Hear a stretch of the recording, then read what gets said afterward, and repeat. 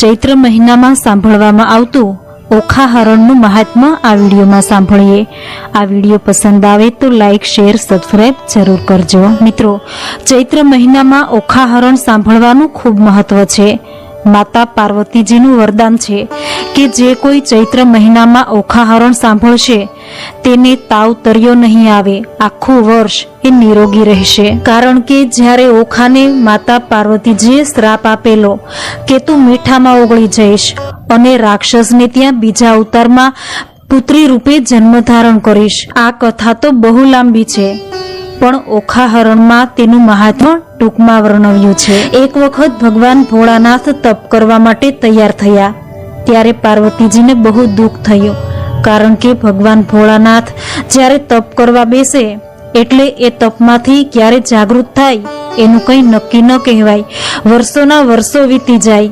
આથી પાર્વતીજીને દુઃખ એટલા માટે થયું કે ભોળાનાથ વિના દિવસો કઈ રીતે પસાર કરવા, ઘરમાં બીજું કોઈ નથી, વાતો કોની સાથે કરવી।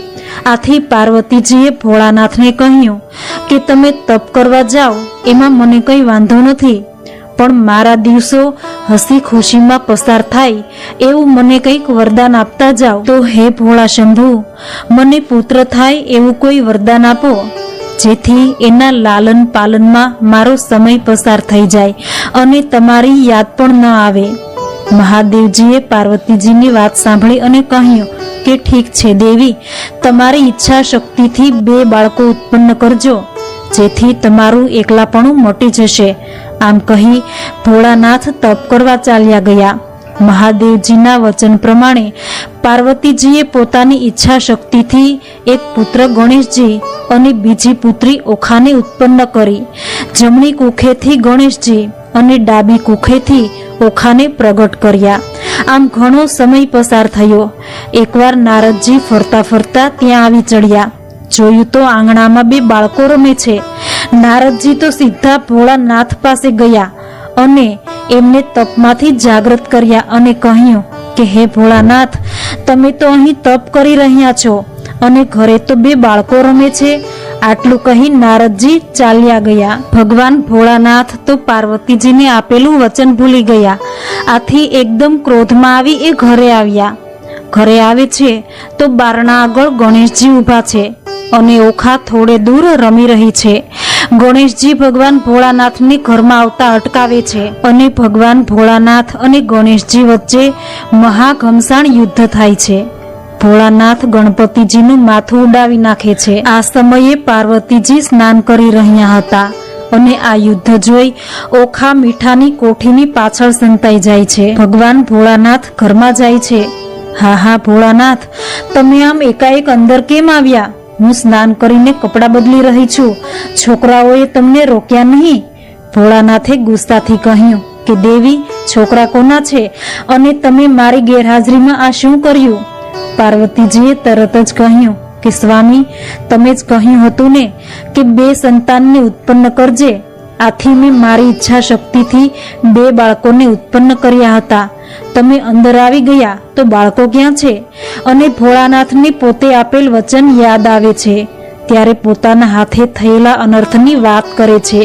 પાર્વતીજી વલોપાત કરે છે અને ભોળાનાથ હાથીનું મસ્તક લાવી ગણપતિજીને સજીવન કરે છે અને પાર્વતીને વચન આપે છે કે દુનિયાના કોઈ પણ કામોમાં પ્રથમ ગણપતિનું સ્થાપન થશે, પછી જ બીજા દેવોની પૂજા થશે। ત્યારે માંડ પાર્વતી માની ગયા। એમને ઓખા યાદ આવે છે, ઓખાને બોલાવે છે અને કહે છે કે આટલું બધું બની ગયું તેમ છતાં તે મને આવીને જણાવ્યું કેમ નહીં?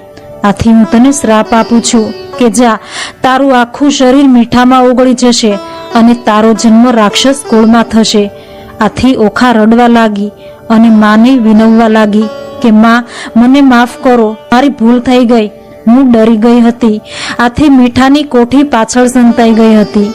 ભોળાનાથે પાર્વતીજીને સમજાવ્યા કે ઓખા નાનું બાળક છે, આથી આમ બન્યું છે, માટે તમારો શ્રાપ પાછો ખેંચી લો। ત્યારે પાર્વતીજીએ કહ્યું કે મારો શ્રાપ મિથ્યા જશે નહીં, મારો શ્રાપ તો ઓખાને ભોગવવો જ પડશે, પણ હું એને વરદાન આપું છું કે એ રાક્ષસ કુળમાં જન્મશે જરૂર અને એના લગ્ન દેવકુમાર સાથે થશે। અને અત્યારે ચૈત્ર માસ ચાલે છે। આ ચૈત્ર માસમાં જે કોઈ મીઠા વગરનું અનાજ ખાશે અને અલુણા વ્રત કરશે તે નિરોગી થશે અને જે ઓખાનું ચરિત્ર ગાશે તેઓ લાંબુ જીવન વિતાવી અંતે શિવલોકને પામશે। પછી તો માતાના શ્રાપને કારણે ઓખા મીઠામાં ઓગળી જાય છે અને બાણાસુર રાક્ષસને ત્યાં એનો જન્મ થાય છે। મોટી થતા પ્રધાન પુત્રી ચિત્રલેખાની મદદથી ભગવાન શ્રી કૃષ્ણના પૌત્ર અનિરુદ્ધ સાથે એના લગ્ન થયા। આમ અનિરુદ્ધ સાથે આનંદથી જીવન વિતાવી શિવલોક વાસી બન્યા। ચૈત્ર મહિનામાં જમવામાં મીઠું નહીં નાખીને ભોજન કરવાનું ખૂબ મહાત્મ્ય છે। જે કોઈ આખો મહિનો ચૈત્ર મહિનામાં મીઠા વગરનું ભોજન કરશે તેના સર્વ પાપો નાશ થાય છે। જે કોઈ ઓખા હરણનો આખો ચૈત્ર માસ પાઠ કે વાંચન કરશે તે અંતે મોક્ષ પ્રાપ્ત થાય છે અને ફરી પૃથ્વી પર જન્મ તેને લેવો પડતો નથી। તથા જે ઓખા હરણ સાંભળશે તેને તાવ તર્યો નહીં આવે, આખું વર્ષ એ નિરોગી રહેશે। તેવું છે ઓખા હરણ સાંભળવાનું મહાત્મ્ય। મિત્રો, ઓખા હરણ મહાત્મ્ય સાંભળવું આપને જરૂર ગમ્યું હશે તો વિડીયોને લાઈક, શેર, સબસ્ક્રાઇબ જરૂર કરજો। ઓખા હરણ કડવા રૂપે અને ઓખા હરણ વાર્તા રૂપે આ બંને સાંભળવા માટે ડિસ્ક્રિપ્શન બોક્સમાં તેની લિંક મૂકેલી છે, તે જરૂરથી સાંભળજો। ફરી મળીશું આવા જ વિડીયો સાથે। જય માતાજી।